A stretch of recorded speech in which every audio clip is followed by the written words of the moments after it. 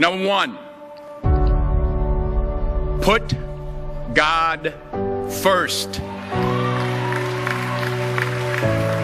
Put God first in everything you do. Everything that you think you see in me, everything that I've accomplished, everything that you think I have, and I have a few things, everything that I have is by the grace of God. Understand that. It's a gift. 40 years ago, March 27th, 1975, it was 40 years ago, just this past March, I was flunking out of college. I had a 1.7 grade point average. I hope none of you can relate. I had a 1.7 grade point average. I was sitting in my mother's beauty shop. They still call it beauty shops now? What they call it now? Yeah, I was sitting in the beauty parlor. I was sitting in my mother's beauty parlor, and I'm looking in the mirror, and I see behind me this woman under the dryer. And every time she looked up, every time I looked up, she was looking at me, just looking me in the eye. And I didn't know who she was, and I said, she said, somebody give me a pen, give me a pencil, I have a prophecy. March 27, 1975, she said, boy, you are going to travel the world and speak to millions of people. Now, mind you, I was flunked out of college. I'm thinking about joining the army. I didn't know what I was going to do, and she's telling me I'm going to travel the world and speak to millions of people. Well, I have traveled the world, and I have spoke to millions of people. But that's not the most important thing, the success that I had. The most important thing is that what she taught me and what she told me that day has stayed with me since. I've been protected. I've been directed. I've been corrected. I've kept God in my life, and it's kept me humble. I didn't always stick with him, but he always stuck with me. So stick with him in everything you do. If you think you want to do what you think I've done, then do what I've done and stick with God. Number two, fail big. That's right. Fail big. Today's the beginning of the rest of your life, and it can be very frightening. It's a new world out there. It's a mean world out there, and you only live once. So do what you feel passionate about. Take chances professionally. Don't be afraid to fail. There's an old IQ test, was 9 dots, and you had to draw 5 lines with a pencil within these 9 dots without lifting the pencil. The only way to do it was to go outside the box. So don't be afraid to go outside the box. Don't be afraid to think outside the box. Don't be afraid to fail big, to dream big. But remember, dreams without goals are just dreams, and they ultimately fuel disappointment. So have dreams, but have goals. Life goals, yearly goals, monthly goals, daily goals. I try to give myself a goal every day. Sometimes it's just to not curse somebody out. Simple goals, but have goals. And understand that to achieve these goals, you must apply discipline and consistency.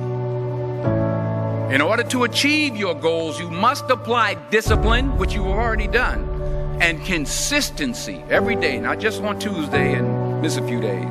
You have to work at it every day. You have to plan every day. You've heard the saying, we don't plan to fail, we fail to plan.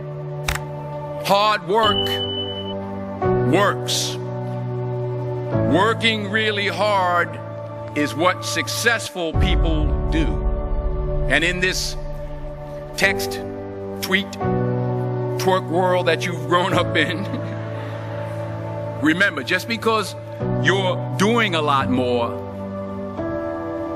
doesn't mean you're getting a lot more done. Remember that. Just because you're doing a lot more doesn't mean you're getting a lot more done. Don't confuse movement with progress. My mother told me, she said, yeah, because you can run in place all the time and never get anywhere. So continue to strive, continue to have goals, continue to progress. Number 3, you'll never see a U-Haul behind a hearse. I'll say it again. You'll never see a U-Haul behind a hearse. I don't care how much money you make, you can't take it with you. And it's not how much you have. It's what you do with what you have. We all have different talents. Some of you will be doctors, some lawyers, some scientists, some educators, some nurses, some teachers. Yeah, okay. Some preachers. The most selfish thing you can do in this world is help someone else. Why is it selfish? Because the gratification, the goodness that comes to you, the good feeling that I get from helping others, nothing's better than that. Not jewelry, not big house I have, not the cars, but it's the joy. That's where the joy is, in helping others. That's where the success is. Finally, I pray that you put your slippers way under the bed tonight, so that when you wake up in the morning, you have to get on your knees to reach them.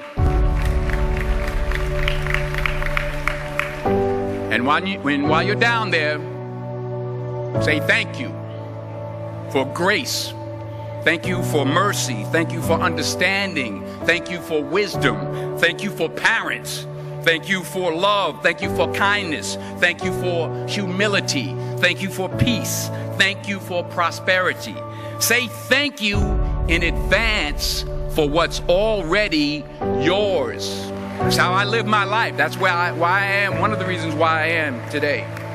Say thank you in advance for what is already yours. True desire in the heart for anything good is God's proof to you, sent beforehand to indicate that it's yours already.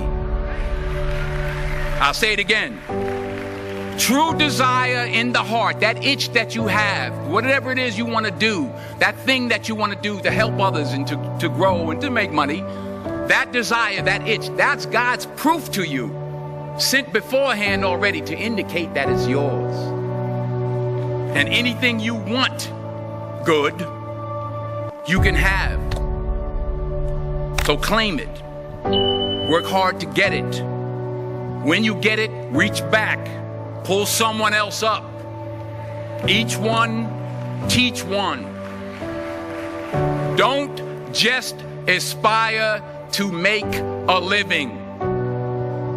Aspire to make a difference.